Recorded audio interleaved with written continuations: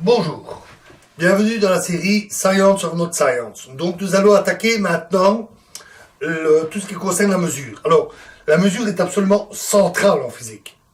Elle fait partie de la méthode scientifique, qui est aussi la méthode expérimentale. Et on peut imaginer le faire d'expériences sans mesurer les résultats. On a des expériences, des observations, qui conduisent à des mesures, et de là à étudier de nouveaux phénomènes ou valider une théorie. De plus, la physique étudie le monde réel qui nous entoure et elle est quantitative. C'est une science quantitative.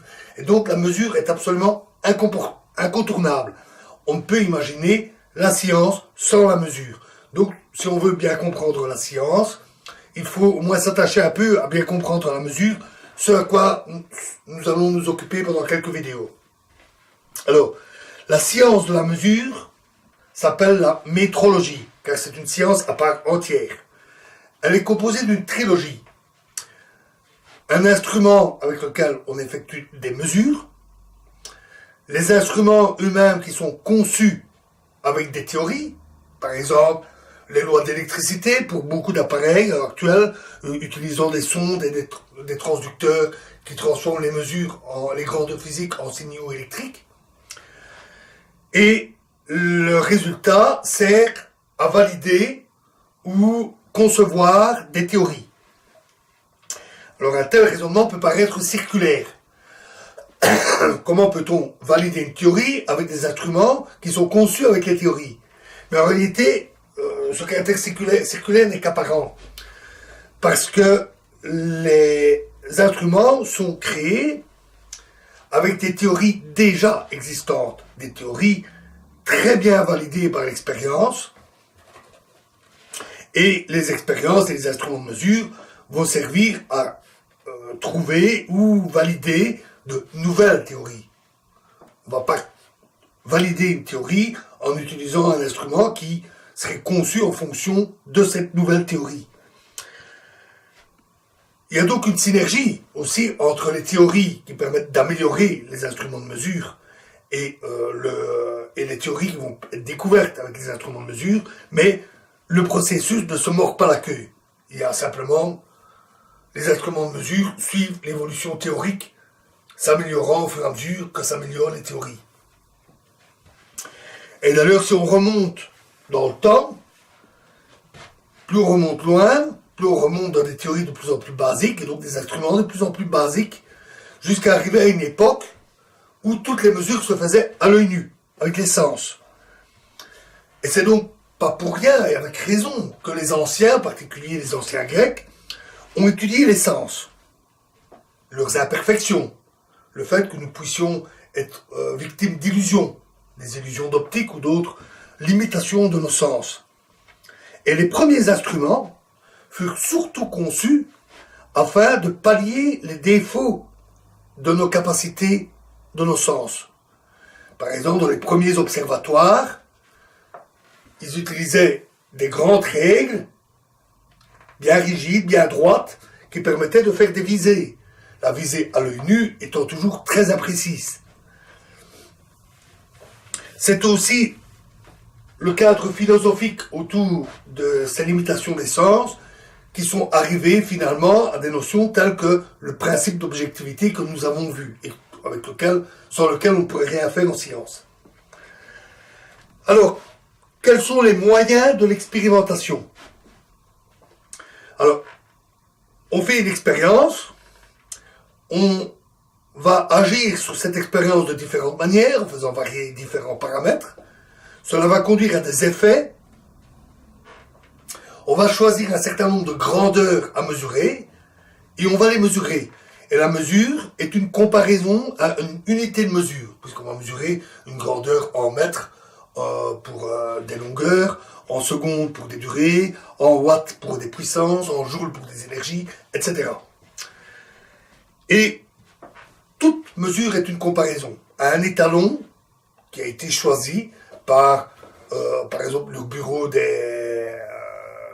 bureau des poids et mesures en France, qui fait autorité, et ses différents bureaux dans le monde qui lui sont associés. Et les étalons permettent ainsi à tous les physiciens d'avoir les mêmes unités de mesure exactement. Normalement, la comparaison est inclue à l'instrument de mesure. Prenons un exemple très simple. Lorsque vous mesurez une longueur avec une règle, disons une latte d'écolier, vous comparez une longueur physique avec la longueur de la règle censée être une règle étalon. Les règles d'écolier ne sont pas toujours très précises, mais elles sont des copies d'étalons plus précis jusqu'à remonter aux étalons définis par le bureau des poids et mesures. Mais mesurer des grandeurs n'est pas la seule chose qui compte. Ce qui est important, ce sont les relations entre les différentes grandeurs qui vont être mesurées. Par exemple, on va mesurer la longueur en fonction de la température. Si vous voulez étudier la façon dont un matériau se dilate ou se contracte avec la température, on va mesurer et la longueur et la température pour comparer les deux. Un autre élément important de l'expérimentation, c'est la cellule de mesure. C'est, d'une manière générale, l'ensemble des conditions qui permettent de réaliser l'expérience de manière contrôlée. Et dans l'expérience, on va mesurer également, bien sûr, toutes les grandeurs utiles, c'est-à-dire les grandeurs utilisées pour agir sur l'expérience, pour étudier, par exemple, la longueur en fonction de la température, on va faire varier la température, on va la mesurer, et on va mesurer les résultats, c'est-à-dire, par exemple, la longueur de l'échantillon dont on veut mesurer la dilatation thermique. Les expériences s'effectuent sur des objets physiques. Il y a donc une notion d'échantillon, l'échantillon qui va être étudié, par exemple un matériau. Et la clé, c'est que il doit être reproductible. Donc on doit pouvoir refaire l'expérience exactement de la même manière. On doit donc pouvoir disposer du même échantillon, identique. La préparation de l'échantillon doit donc être rigoureuse. Enfin, on peut améliorer la mesure si nécessaire par différents systèmes. Par exemple, au lieu de viser une aiguille à l'œil nu, on peut utiliser une visée optique avec un miroir sur lequel se reflète une aiguille qui permet d'éviter l'erreur de parallaxe, ou avec un dispositif avec un système gradué très très fin et une lentille d'observation comme celle des microscopes qui permet d'avoir une vue beaucoup plus fine. On peut aussi avoir des données mesurées finales sous forme électrique, puis numérique, et un stockage sur ordinateur qui a aussi l'avantage de pouvoir garder trace des mesures et en même temps de traiter ces mesures ou de les afficher sous des formes plus faciles à analyser par l'expérimentateur.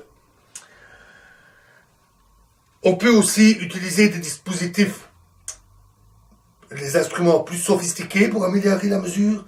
Par exemple, au lieu d'utiliser une règle d'écolier pour mesurer la longueur de l'échantillon, on peut comparer les longueurs à mesurer à des longueurs d'onde de rayonnement lumineux bien précis et utiliser des techniques dites d'interférométrie qui ont l'avantage d'être une extrême précision.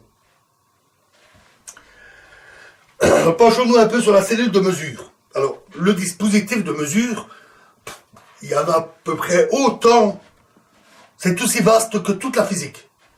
Donc, difficile de dresser une liste de tous les dispositifs de mesure et de la manière de les concevoir. C'est tout un métier à part entière. On peut toutefois distinguer un certain nombre de caractéristiques. Par exemple, on peut avoir besoin d'une enceinte qui permet d'isoler le système. En fait, c'est presque toujours le cas. Parfois, ça peut être simple. Ça peut être une simple table de travail, mais qui va être dans une chambre climatisée avec des dispositifs amortisseurs pour éviter les vibrations.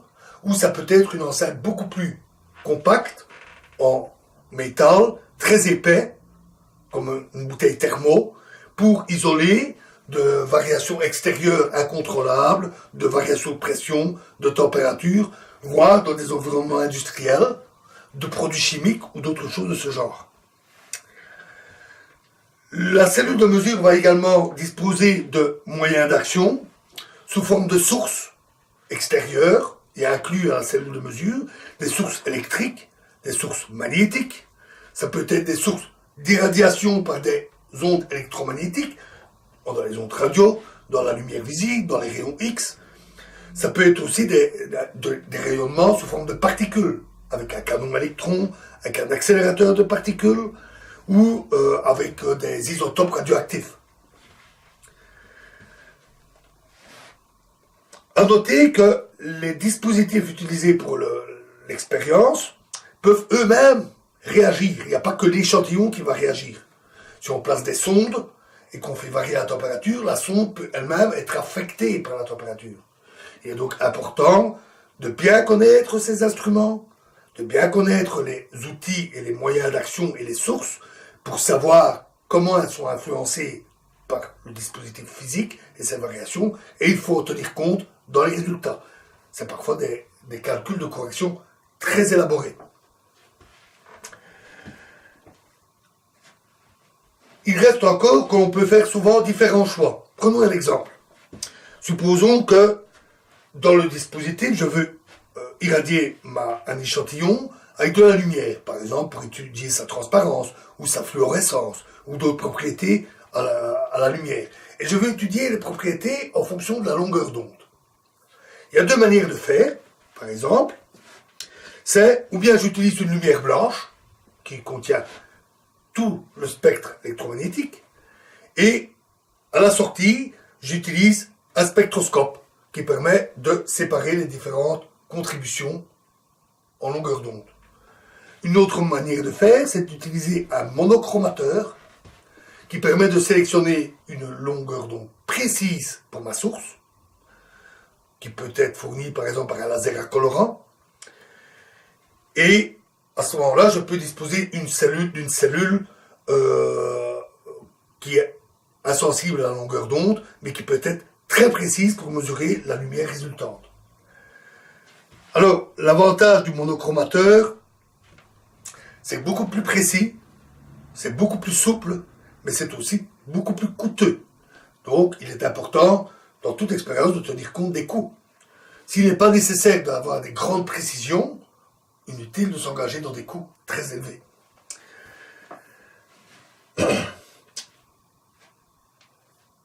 De plus, on n'a pas toujours le choix qu'on veut. Par exemple, en astrophysique, on observe des phénomènes qui sont dans tout l'univers. On n'a pas toujours toute la maîtrise qu'on voudrait. On ne peut pas mettre une étoile dans une boîte.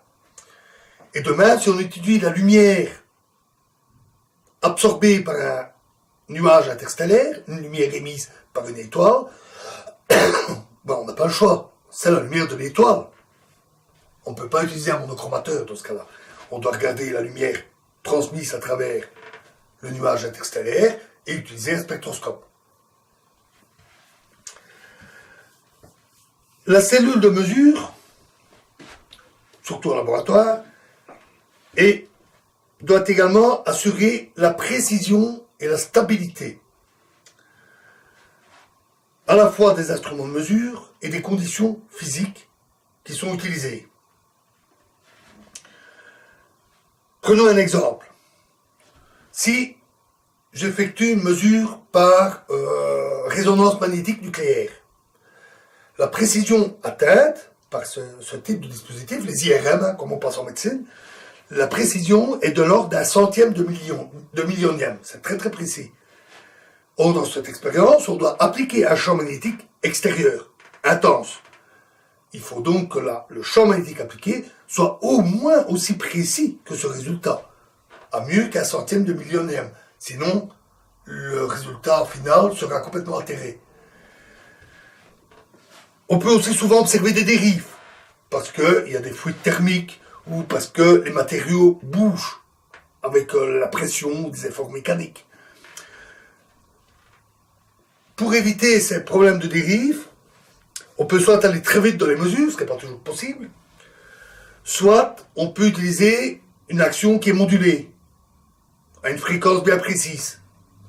Et on mesure le résultat à l'aide d'un filtre qui ne prend que la composante à la même fréquence. Ça marche très très bien.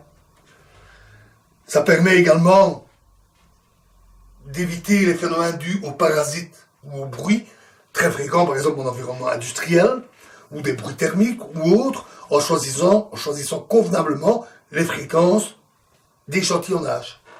Et de plus, avec une méthode en variation alternative, on peut utiliser des amplificateurs alternatifs qui ont l'avantage d'être peu coûteux, d'être robustes, peu coûteux. Donc ils sont peu coûteux, pardon, ils sont robustes, ils sont simples d'emploi et ils sont très précis. C'est donc parfois, souvent, très avantageux de procéder comme ça.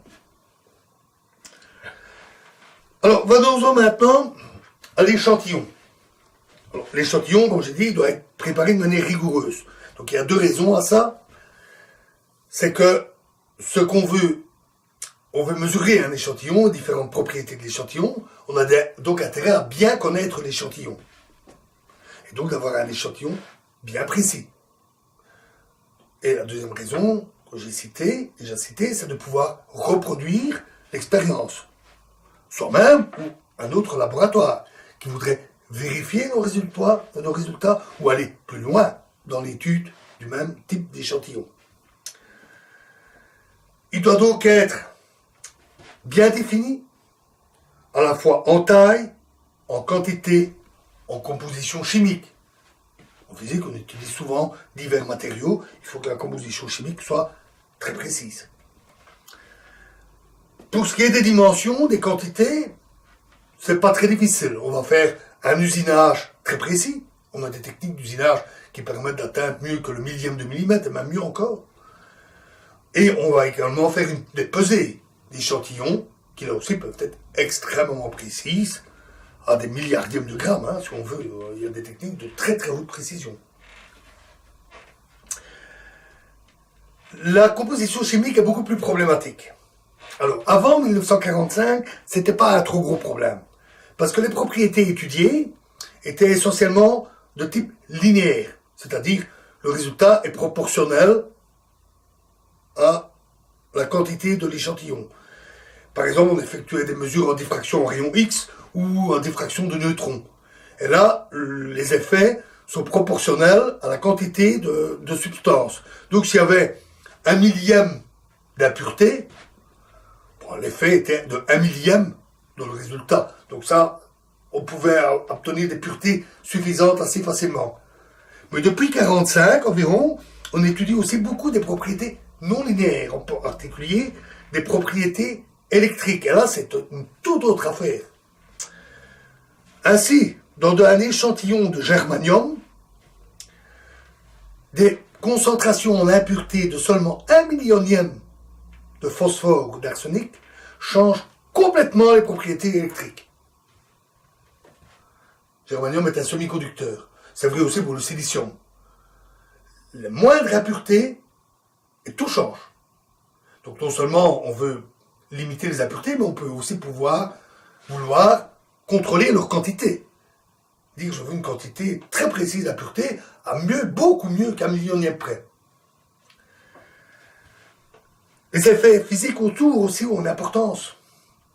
Les propriétés des semi-conducteurs ou des échantillons utilisés sont fortement influencées par la surface de l'échantillon, par les propriétés de surface. Or, une pression atmosphérique d'1 milliardième de millimètre de mercure, la pression atmosphérique c'est 700 mm, 1 milliardième modifie totalement l'état de surface, et donc les propriétés de la substance. De telles conditions, de telle pureté, de telle précision, sont très difficiles à obtenir. Ce n'est qu'assez récemment qu'on a pu atteindre les précisions les plus extrêmes qui sont nécessaires. Il en est de même avec la structure des échantillons. C'est bien d'avoir une composition, mais ceux-ci ont une structure, par exemple une structure cristalline. Il est souvent utile d'avoir des monocristaux, c'est-à-dire des cristaux d'un seul tenant sans défaut. Ou des structures autres que les cristaux, par exemple les tubes de carbone dont vous avez peut-être entendu parler. Les tubes de carbone ont des structures qui peuvent être extrêmement variées et dont on veut évidemment fixer telle ou telle structure ou bien sélectionner telle ou telle structure. C'est parfois très difficile. Obtenir ou contrôler les structures, par exemple dans l'étude des supraconducteurs haute température ou dans d'autres technologies, c'est très complexe. Et le contrôle fin de toutes ces structures jusqu'à l'échelle atomique est en plein essor. C'est en plein boom.